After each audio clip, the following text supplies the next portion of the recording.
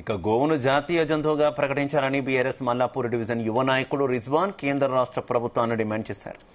ఇక హైదరాబాద్ ఉప్పల్ నియోజకవర్గం మల్లాపూర్ డివిజన్లో బక్రీద్ పండుగను పురస్కరించుకొని బీఆర్ఎస్ యువకులతో పీస్ఫుల్ ర్యాలీ మల్లాపూర్లో నిర్వహించారు. భారతదేశంలో హిందువులు ముస్లింలు సోదరభావంతో కలిసిమెలిసి ఉంటున్నారని తెలిపారు.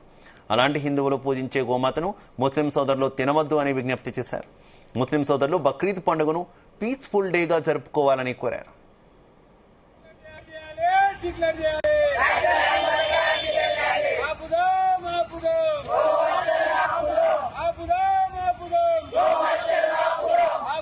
గౌని ఏదైతే ఉందో ఆవుని నేషనల్ అనిమల్ కింద డిక్లేర్ చేయాలని ఏదైతే నినాదం నడుస్తుందో దాన్ని పూర్తిగా మేము సపోర్ట్ చేస్తున్నాం.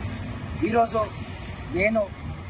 నేనే కాదు, నాతో ఉన్న మిత్రులందరూ మేము హిందూ ముస్లిం ఫీలింగ్ లేకుండా అందరి మధ్యలో కలిసిమెలిసి తిరిగేటోళ్ళం.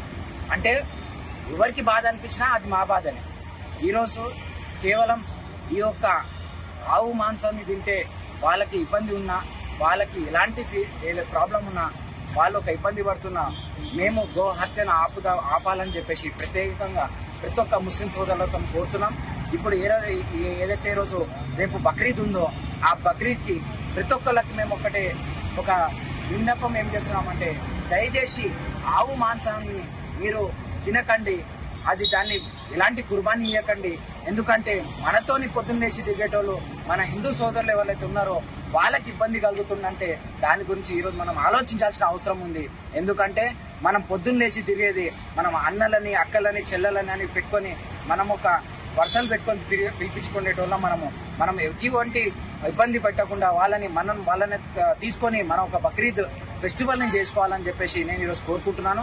అదే కాకుండా నేను ప్రతి ఒక్కళ్ళని ఒకటే చెప్తున్నాను, ఈ రోజు ప్రతి ఒక్కరు మన మల్లాపూర్లో ఒక సపోర్ట్ ఏం చేయాలంటే, ఈరోజు ఆవునైతే ఏదైతే ఉందో దాన్ని నేషనల్ అనిమల్ కింద డిక్లేర్ చేయాలని చెప్పేసి అందరం కలిసికట్టుగా పోరాడదాం.